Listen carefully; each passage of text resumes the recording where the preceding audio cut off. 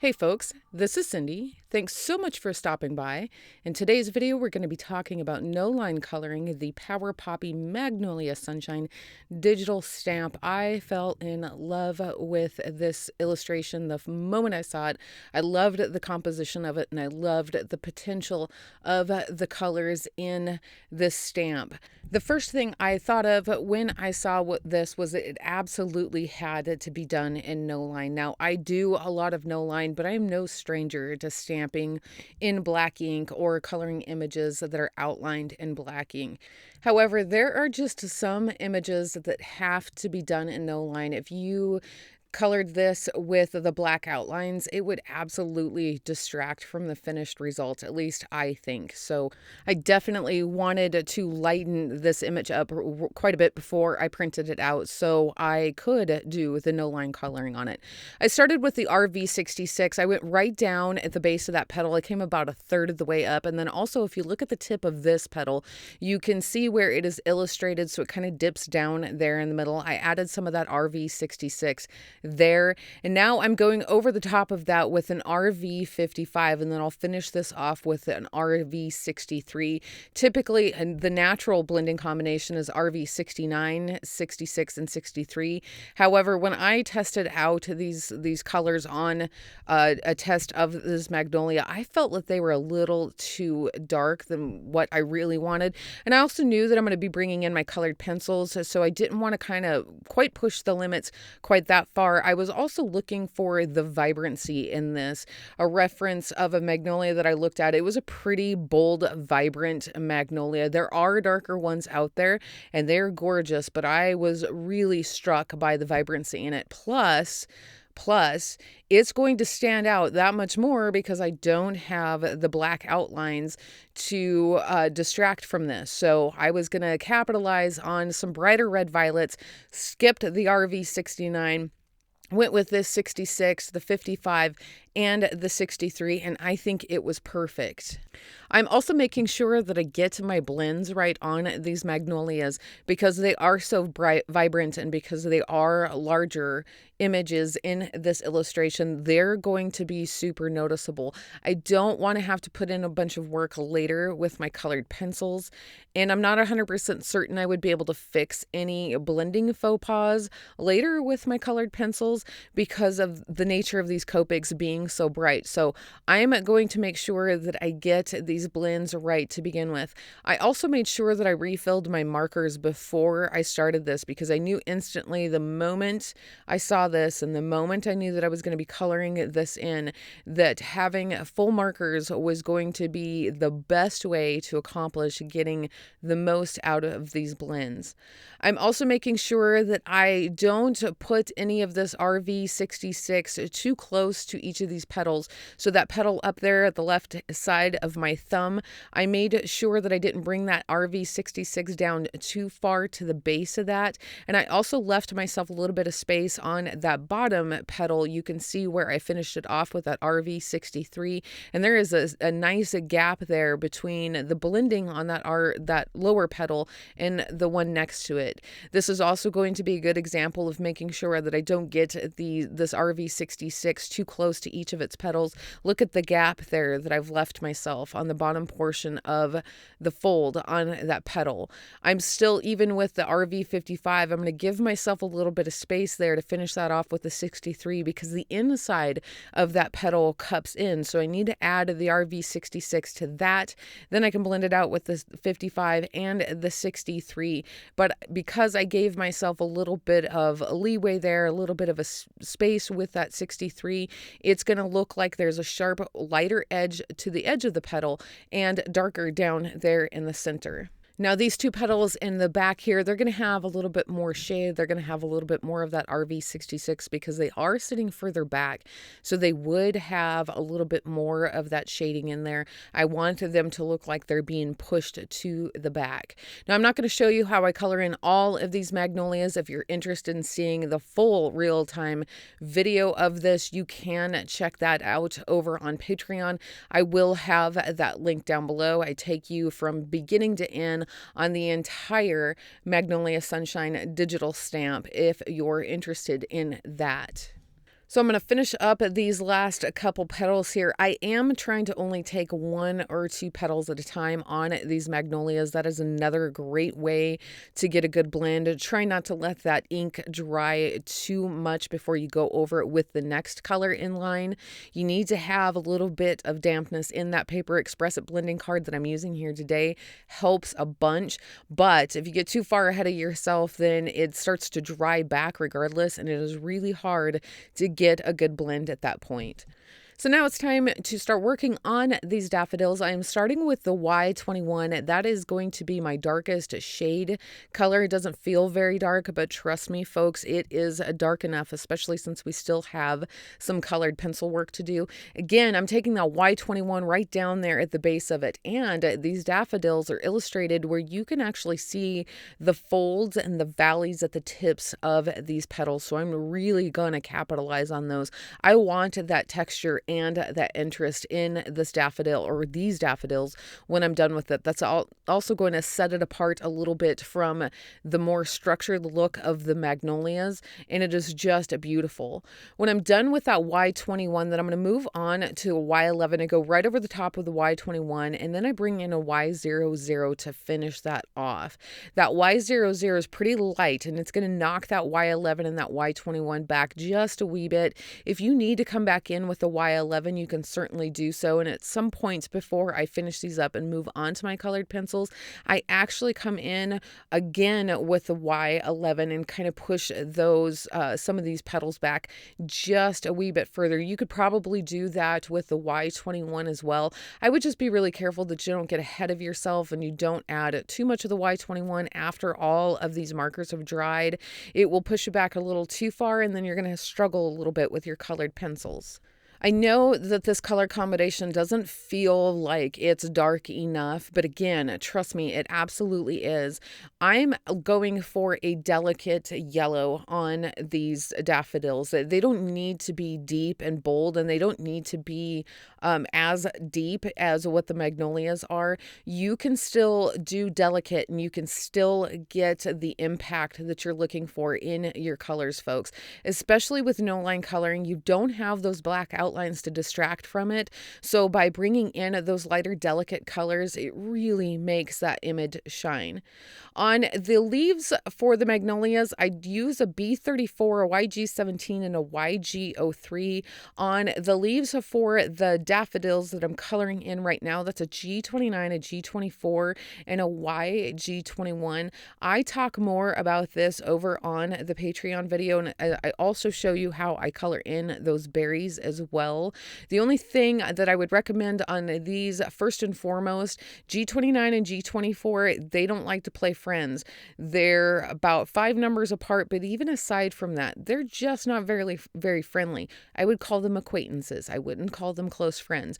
You can blend them. It does take a little bit of work, but it is doable. And again, I talk more about that over on the Patreon video if you're interested in learning about that. I also add a cast shadow around all of these images, and I do the cast shadow in the C5, C3, C1, and C00. Those snowdrops are actually white flowers, and I did those in a BV23, a BV20, and a B60 right up next to one another between the cool grays and those lighter BV colors. It's going to be a little hard to tell the difference between the two of them. Don't worry about that, folks. When you bring in your colored pencils, that's when it gives you the opportunity to separate those. You don't need black outlines in order to accomplish that visual separation between your images. Really, at the end of the day, more often than not, the only thing that your black outlines do are actually distract you from the finished image. And no line coloring is not an advanced technique, folks. It's not. It's not that different than coloring with black outlines. The only thing your black outlines really are training wheels. It's a more apparent way to keep yourself from coloring outside of the lines. You can still accomplish the same thing with no line because it's actually not no line. You still have lines there. You still have something to tell yourself, hey, I don't want to go past this. You don't need a black outline in order to do that. And look how much more these stand out. Now try to imagine what this would look like with black outlines. I had wanted to do two of these, one with the black outlines and one with no lines. I ran out of time, but man, I really wish I could have, so you guys could really see the difference between the two of them. Now I'm going to start with my colored pencils now that all of my Copic work is done. This is the Prismacolor in Black Grape. This is going to push the shade and the shadows of these magnolias back just a little bit further. Black Grape is a dark colored pencil by itself. I have a very sharp pencil and I'm going in with a very light hand because this is naturally dark on its own. I don't need to add a lot of pressure to build this color up. What I do need, if I want to go darker, is I just need to go back over it again and again. If I start pushing down on this paper and if I start breaking down the fibers of this paper, I'm not going to be able to come in with my mulberry. And my mulberry is actually the color that I want the most out of this. That's the one that I really want to shine. It's going to lay over the top of that RV55 and it's going to really make this magnolia look like the red violet that I'm shooting for in this. So I need to be careful with the fibers in this paper. And again, I can just go over it and build it up until I get it exactly where I want it. So I'm adding that Black Grape where I would have had that RV66, and then I'm bringing this mulberry in and I'm going right over the top of the Black Grape and I'm bringing it up into that RV55. I am letting the RV63 shine all by itself. That is a really great highlight color in that. I don't want anything too white. I don't want anything too dark of a pink. That RV66 where it blends in with this mulberry in the RV55 is perfect. I will come back in and I'll add some more of this Black Grape if I feel like I need to push any of those areas darker. And some of them I do. I really want to push these shadows back. I'm trying to work at that dimension. I want to take this from a two-dimensional image to a three-dimensional flower. And by bringing in more of that Black Grape, I can really get it to that point. I just need to work at it a little bit and that's fine. Overall, these magnolias were pretty easy to color in, both with the Copic markers and with the Prismacolor. I'm actually going to take a little bit more time on the daffodils, although they colored in faster with the Copics. I am going to take a little bit more time on the colored pencil portion of it. While I have my base of the Copics laid down on that, I still need to get some more of that depth and shadow. And also another thing to keep in mind with these daffodils, these are trumpet daffodils. So look at the one over there on the left. See how far out that trumpet comes. Now imagine these two right here in the center of this bouquet. Imagine how high those trumpets would be sticking up away from the base of those petals. It's going to have quite a bit of a gap there. So we need to accomplish some of that shade and shadow in that in order to get the eye to see that there's some space between that. There's going to be some shade and shadow in there. That trumpet itself is going to be casting a little bit of a shadow on to the base of these petals. Now I'm starting with the Prismacolor in Grade Lavender. It's going to feel really weird. If you follow me at all, you've probably seen me use this color combination before.